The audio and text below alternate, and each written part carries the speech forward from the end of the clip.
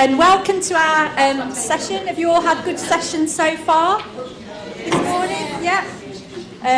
Jam-packed day, isn't it? I'm Sue. I'm the lay superintendent for the Bridge Circuit, which is one of the areas we're talking about a little later in this session, which we're aiming to be finished by 12:30, so you'll be able to go and get your lunch and things like that.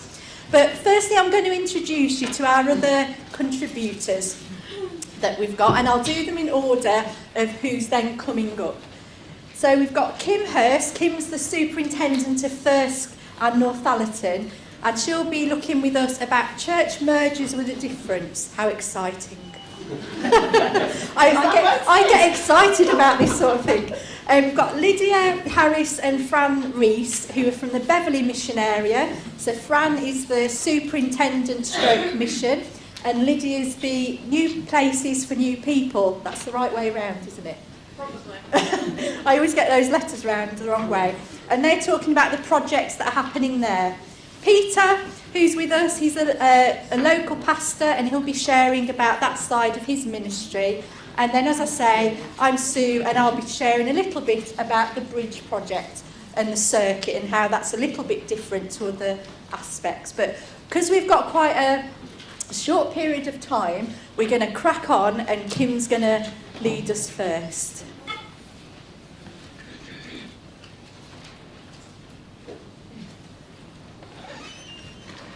Thank you. If you can't hear me wave, and I'll try and get it a bit closer to my mouth. So, I'm the superintendent at the moment of the Thirsk and Northallerton Methodist Circuit, and we have recently brought several of our churches together to create one church with multiple worshipping communities. They started thinking about this before I arrived, and this is how they started to think about it. We started to think about everything we couldn't do. So we haven't got enough ministers. We haven't got enough people. We haven't got enough numbers. Everybody's too old and nobody wants to do anything. So they ended up with this governance model. What we're going to do is we're going to all come together as one church, because that way somebody else will do all the work for us. And that was the governance model, and that is managing decline.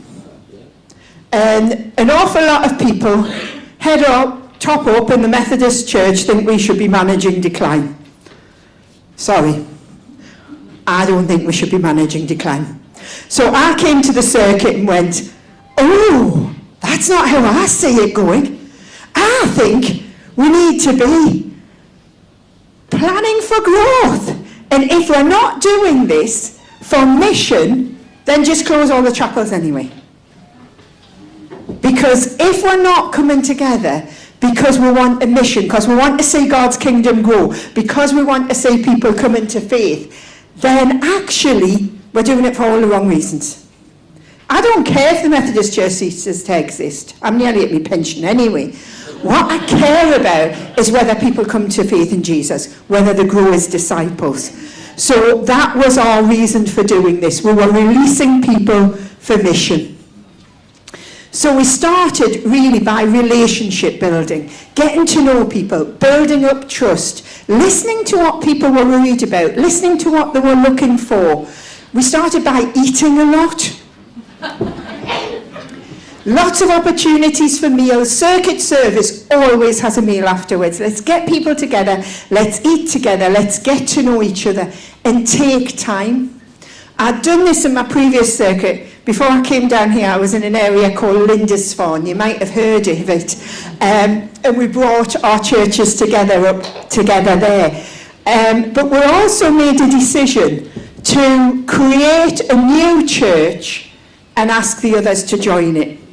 I don't merge churches. We didn't want to merge churches. We created a new church and then said, do you want to join? Because if you merge, one of the churches will feel they're the most important.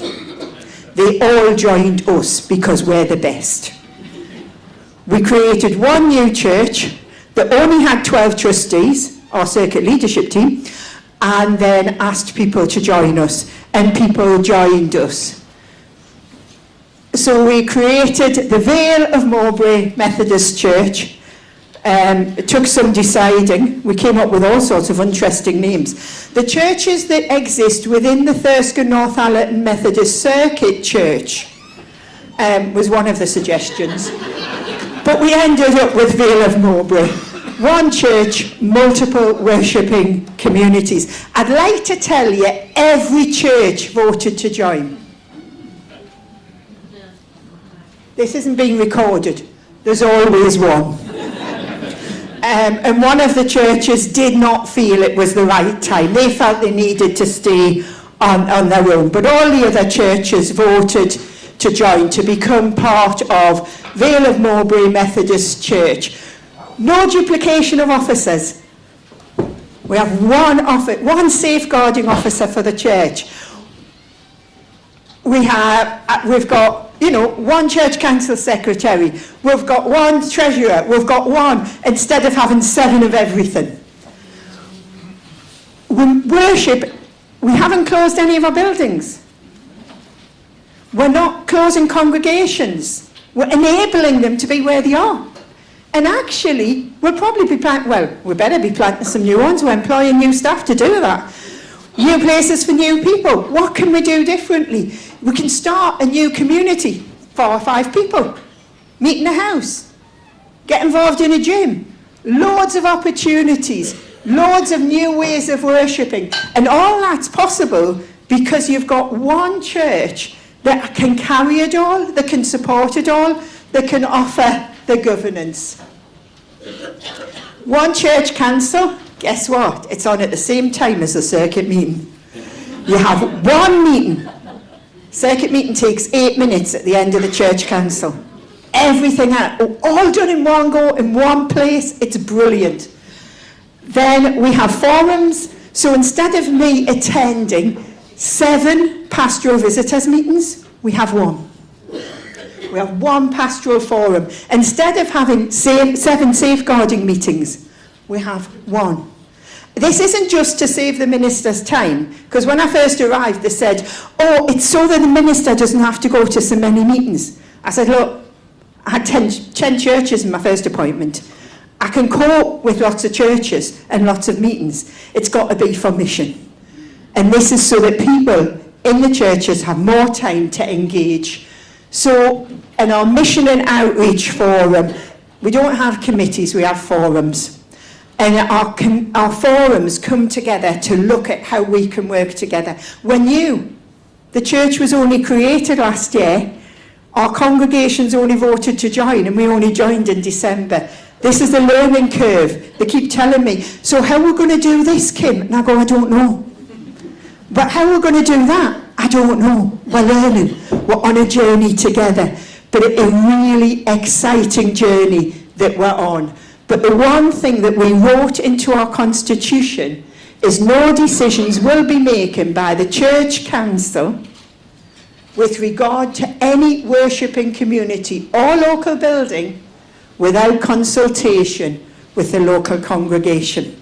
Because their biggest fear was that the one church would go and close all of their buildings. And that's not what we're going to do. We'll listen. And we have a church that has a membership of 100, and we have a church that has a membership of 7. And guess what? They're equal. When they came into the new church, into Vale of Mowbray Methodist Church, they're exactly the same. Neither of them's more important. Neither of them has more of a voice. We're all in this together, and we're all equal. And I am, can you tell, so passionate about bringing communities together because I'm really passionate about mission. So, thanks for listening. If you want to know more, I'm going to stay here after the session. Talk to me. I'm quite happy. It's a small district. I'm quite happy to come and talk to any circuit leadership team meeting, any groups of churches that want to look at what it might look like for them. I'll come, our circuit team will come, and they'll share the good things and the hard work. But thank you very much.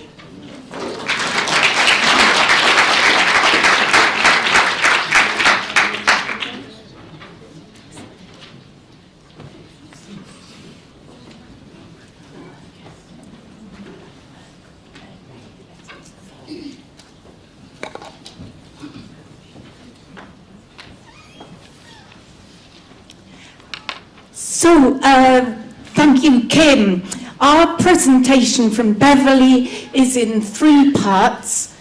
My name's Fran Rees. I'm the presbyter in Beverley, where there are 4 churches, and I'll introduce about recent developments in developing new places for new people there. And then John Turner, local preacher and multiple other hats, will tell you about the longer term history behind developing this idea. And then Lydia Harrison, our newly appointed pioneer pastor, will tell you about how the last 6 months have been going. So the Beverley Circuit, which is now a mission area in the Bridge Circuit, has a strong tradition of lay workers and volunteers doing excellent children's and families work that goes back 50 plus years. There are uniformed groups that have existed through the church for 100 years. And of course there's junior church, which is now pretty minimal. The children's and families workers have developed an interesting model alongside the toddler and carer groups of holiday clubs, which can involve more Christian education.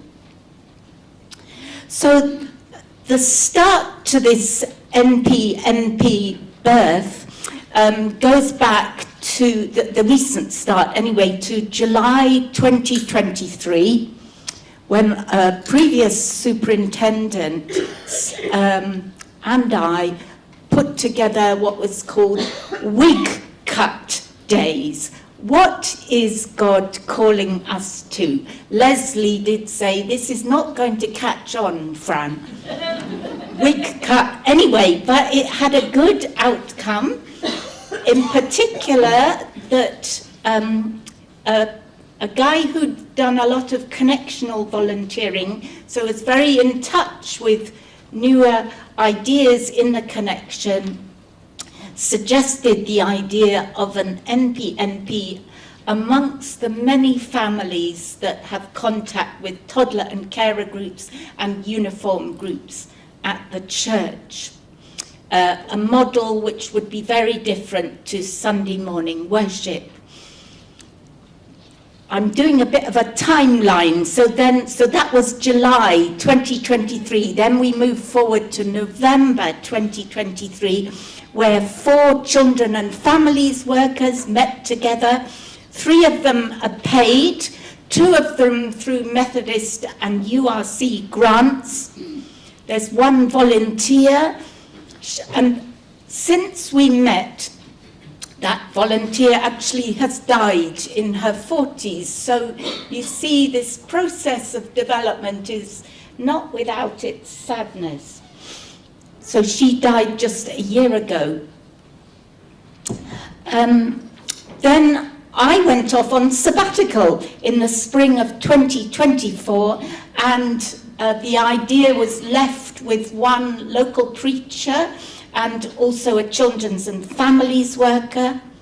I think the local preacher had some wariness about this idea because she'd had experience of past NP type things which appeared to take talent away from the mainstream church. They did start a monthly prayer group, or monthly prayer after Sunday morning worship on second Sunday for 15 minutes, which is still going really strongly. There's a wonderful guide online to NPNPs. It's 84 pages. but it's really useful. So you've got a manual to follow for an NPNP, and this talks about hopefully introducing people to different kinds of prayer, not your normal kind of, or just one kind of open prayer meeting. So we've really enjoyed starting different kinds of prayer through that meeting. We've now got a prayer card. Lydia will explain that. So during my sabbatical, I received particular which had a theme of mission and evangelism. I received particular inspiration sitting in a Suffolk ancient church, and suddenly a hymn came into my mind, number 167 in Singing the Faith, Colours of Day Dawn into the Mind. You may well know that hymn, which talks about outward movement from the church. The next hymn in the book is 168, and John and Elaine Turner happened to rewrite that hymn for Advent 2024, and from their rewriting came the name for NPNP, Rooted in Hope. Following the online NPNP guide, we got together a working group that met online every 6 to 8 weeks. We got great encouragement from the district NPNP committee. That's David Perry, as was on the committee, Andy Linley, Leslie and Naomi Elliott on digital matters, Andrew Crawford on HR matters, and help with the budget and the connectional application funding. And fast forward then to July last year, when we interviewed for a pioneer pastor. We thought carefully about that term, and Lydia was appointed. So now John's going to take us a little further back, and then we're going to hear from Lydia.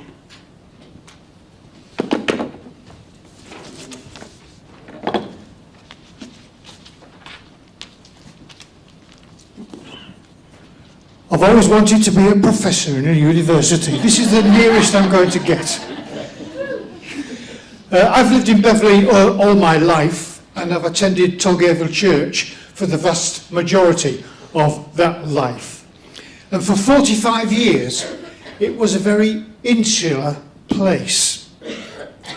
The church community was the main occupier and user of the premises, like many churches of its day. We had a large membership and plenty going on, and lots of people young enough and able enough to take on all the roles that church life in its traditional form demanded.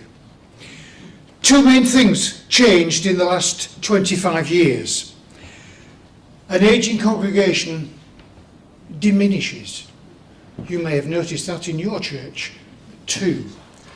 And also that core of willing volunteers who are so physically able, capable and willing to take on all the roles of responsibility. But we had lots of children and community groups using the church premises. We had 8 long-established uniformed groups. We have a Messy Monday, which was established after our 5 morning a week playgroup had to close because of changes in government regulations and diminishing numbers supporting it.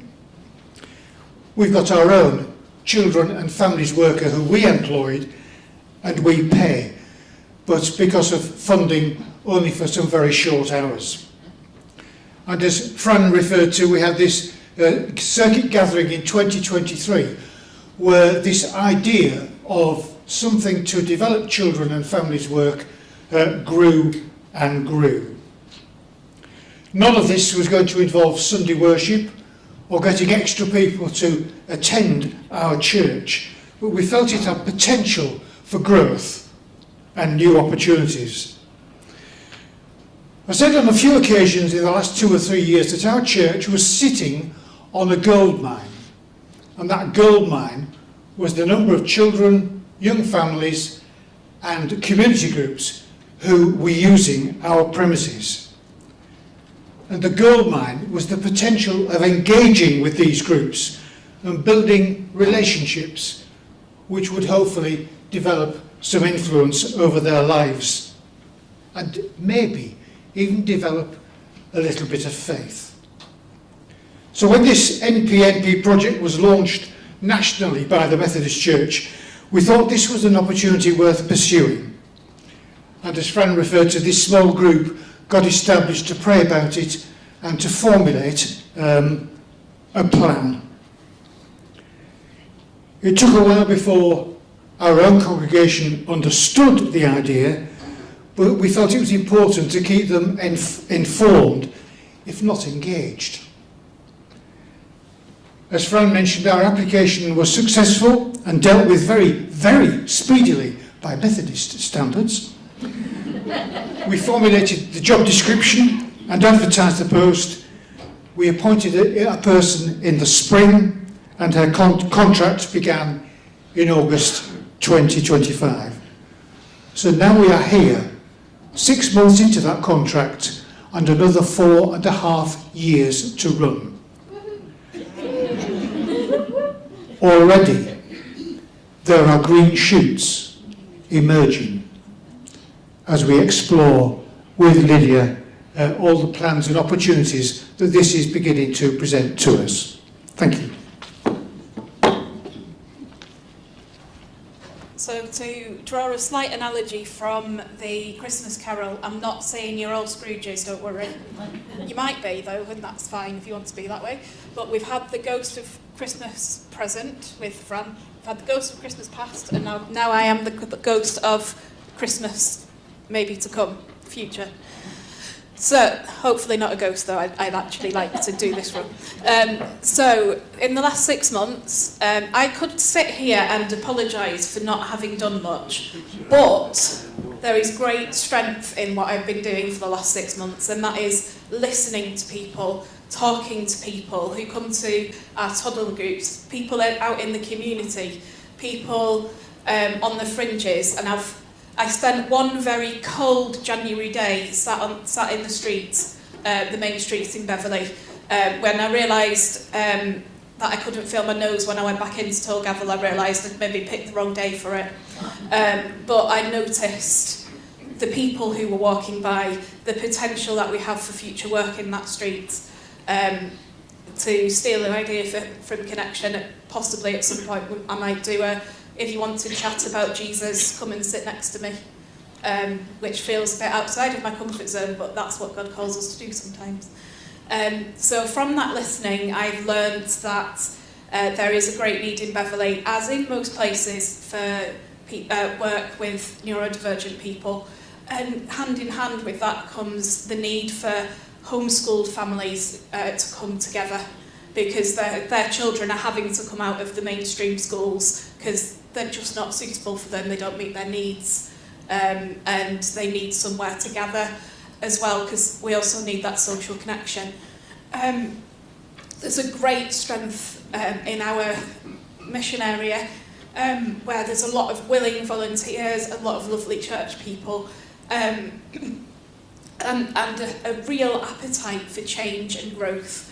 And I've utilised this by encouraging people and listening to what they want to do as well.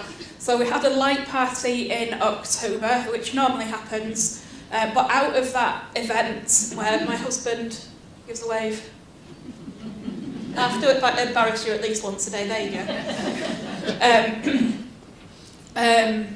He did the DJ and the lighting for that, and after the event, we formed a little huddle and said, this would be great to come back to, possibly without the children, so that we can have a right boogie and a rave in church. And I was like, yeah, let's have a rave.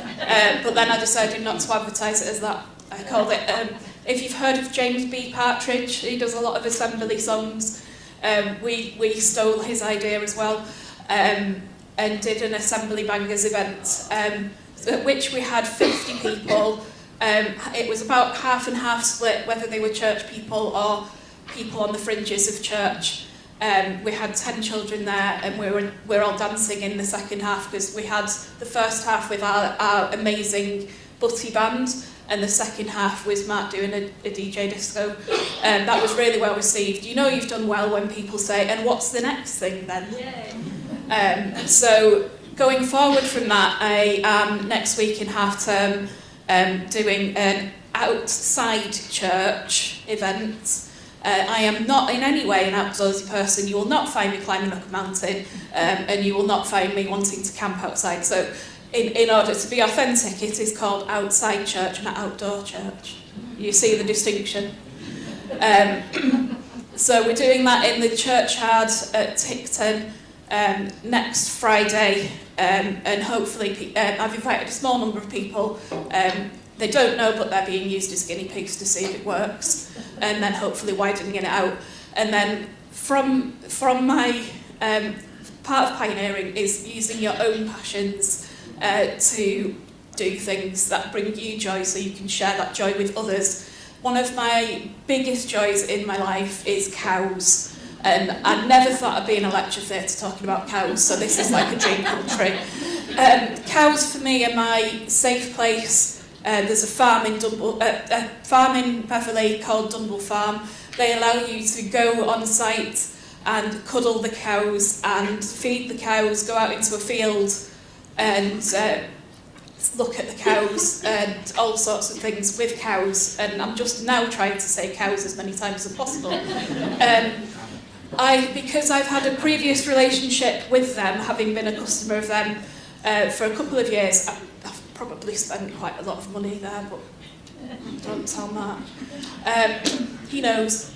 I have provisionally agreed that on the 9th of April we're going to go to the farm, we're going to Faith at the farm, and we're going to cuddle the cows, feed the cows, go out in the farm and do a take time meditation, come back, and then my lovely friend Sarah gives a wave, who has done our artwork for our prayer cards, is going to do some artwork with us, Bible art meditation things, which will be really exciting. And I've already got a long list of people who want to come to that, so I'm going to have to manage that really well, because there's only 20 places available, which is a shame. But we might be able to do it again, so more people. Wrap it up, thank you. The other thing that we've done is prayer time. We're still praying once a month. We've given everyone in the circuit and anyone who wants it a prayer card to pray for the project. It is really important that we're rooted in listening and to people and to God. And therefore, this is the way that we're hoping to go in the next 6 months and review it again. And also, if you wanted to start an MPMP project, I've managed to do a little hack of the 86-page document. So if you wanted to have a summary document to keep your eye on your targets, contact me. Also, I have a bag of swag with me. If you want, because it's Valentine's Day, you might not have had your Valentine's yet because you are here. Come and get your Valentine's off me at the end, and it's also got back my details on it as well if you want to come and visit. Thank you.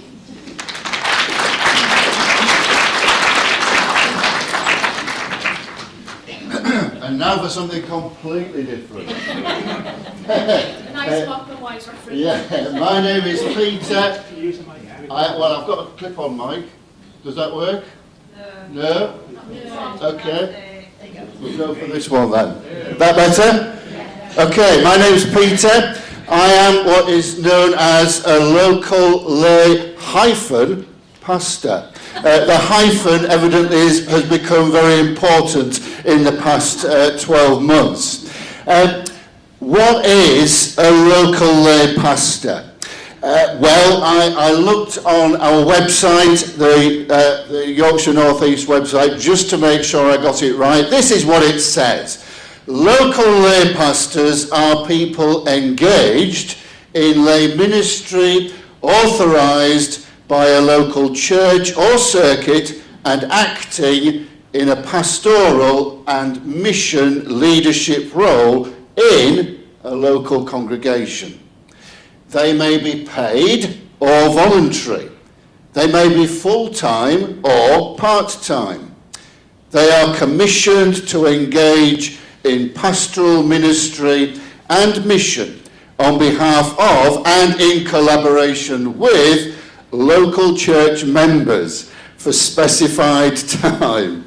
And individuals' ministry will vary according to their gifts and skills and the local situation. Have you got all that? Wow. So, let's just break it down. I can only talk about me. I can only talk about my experience. So, I've been thinking about God's call on my life. And I reckon that call began probably about 55 years ago. In the early years, and I could go back to teenager years, I thought the call was to ordained ministry. It was like a voice that was continually talking to me, you might even say nagging at me. And then I got married. And things changed. My life went in a slightly different direction. I was self-employed. I am a printer by trade. I had a business, small family business in Market Wheaton, and I obviously got married. I was part of a local church, the Methodist Central Hall in Hull, became a local preacher. I was following the call, but I felt just, we'll stick to what we're doing. But the call kept coming on. And 26 years ago, I was able to test that call by going. The Methodist Church was doing foundation training. The opportunity to discern God's call on one's life. Would it be presbyteral? Would it be diaconal? Or would it be, as I put it, stay as you are? And the discernment was, stay as you are. 3 weeks within making that decision, I got into a strange conversation that led on to me becoming a local pastor, or a lay pastor, not in a Methodist church, in a URC church. But evidently my ministry, whilst not presbyteral or diaconal, was definitely becoming local. And I use that word ministry carefully. It was a local ministry. And within that URC church, I did quite a lot of things. I led worship regularly. I chaired meetings. I led Bible study, prayer group meetings. I engaged locally with other churches ecumenically. And it was okay. And I enjoyed it. And I did believe, following God's call on my life. And then after 6 years, I felt that I had done all that I could do in that situation. My home church was going through a little bit of a tough period. I decided it was time to come home. And return back home, our circuit, the Hull Mission Circuit, and the Hull West Circuit merged into one, became the Hull Centre and West Circuit. And then God spoke to me again. And this time it was about the idea of being a local lay pastor.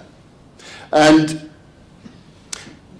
I listened to that call, I responded to that call, and began a new journey that started evolving really from day one. It was as a volunteer. pastor in my home church. But then within a matter of months, it progressed to looking after another church in a paid role, and then those hours started to increase, and so we keep going. And now I'm privileged to work with 3 of our ordained staff.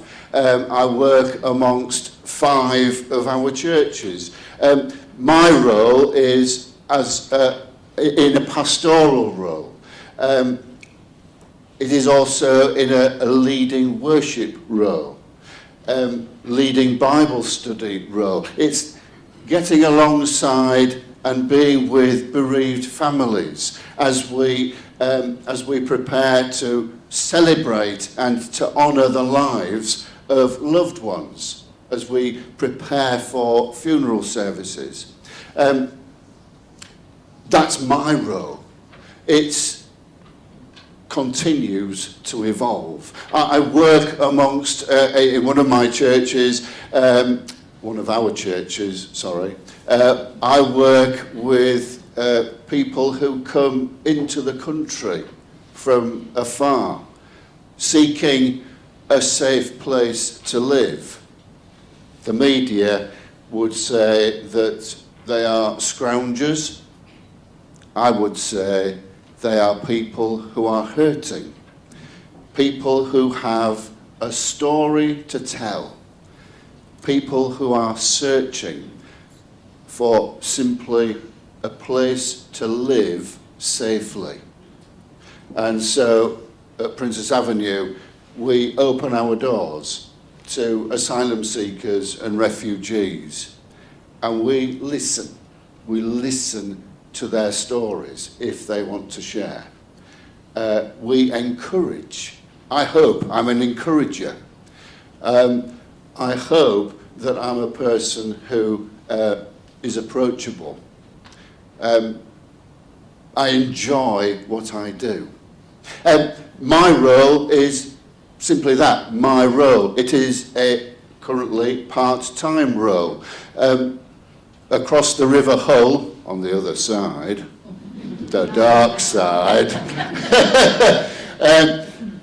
there's another person who wears one of these hoodies. By the way, yes, we've got uniform. And Steve, my colleague who works in the South Holderness Circuit, he is full-time. He looks after 3 churches, and his role is slightly different to mine.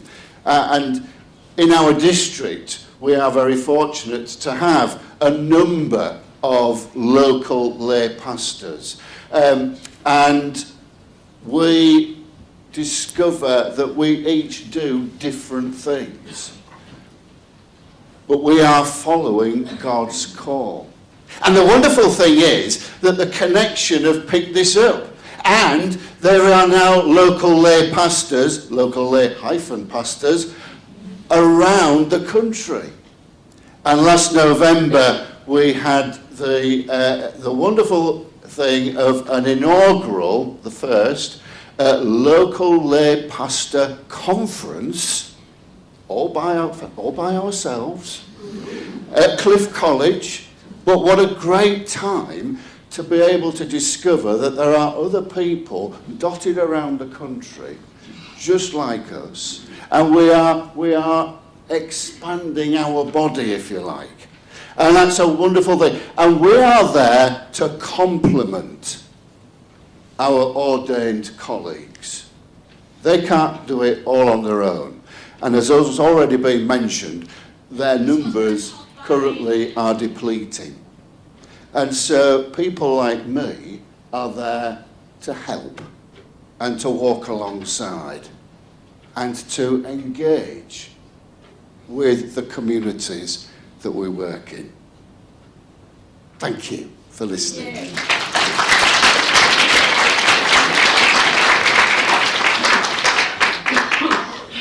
All God's call that we've heard so far. The district leadership team in 2022 heard God's call when it was looking at how could it support the local ministry that was happening in circuits, for those circuits that were struggling more to find individuals who could take on roles, and for ministers who, in relation to some of our areas, were one minister circuits. I'm sure for those ministers, and Fran and Neville, before Neville left, were from the Bridge Circuit, I'm sure when they heard their call to ministry, it wasn't to sit and do a lot of admin, it was to come in and be with people. And with legislation, more and more, we're having to do more paperwork. And so the Bridge Circuit was formed by the district, and this was its aim: to release as much time, energy and space as possible for local churches to flourish in their ministry and mission, by ensuring that all responsibilities of governance are performed excellently by the circuit. So the Bridge Circuit was formed in September 2023, and my role was advertised, and I act as lay superintendent for the Bridge Circuit. At that point, we had 4 what we call mission areas, which were former circuits, and they were Beverley, Wolds Edge, Pateley Bridge and Bridlington. And at that point, they were all one minister areas. We do now have a 5th mission area, which is Ripon and Lower Dales, that comes with a few more ministers, but they're joining it. So what's different about the circuit? Well, we have a maximum of 20 people on our trustee board, 3 from each mission area. We have the ministers, a circuit steward and a mission area representative, and all the governance is done by that smaller group. We meet 2 times a year as a circuit online, because we're non-geographical, so none of the mission areas necessarily meet each other. They all have their own local preachers that look after their own mission area, and there are 3 mission areas here today, I think I've seen. And for some of those people, they won't have met each other before today. So that's really good. So what does a mission area then do? Well, their prime purpose is around prayer and mission. So they're released from those governance areas to focus primarily on mission. And Beverley is a good example of how it's managed to do that. And with Lydia, they've managed to focus on that specific mission. Which they possibly wouldn't have been able to if they'd still had some of the constraints of governance. The Bridge Circuit also works with other churches in the district and other circuits. So we work under what we call Memorandum of Understandings, which sounds very formal. But it basically means that other areas can come to Bridge and say, we're really struggling with these areas. We don't particularly need to join as a mission area, but we would like your help. So we work with 18 churches, primarily helping them with finance because they struggle to find treasurers, and around property.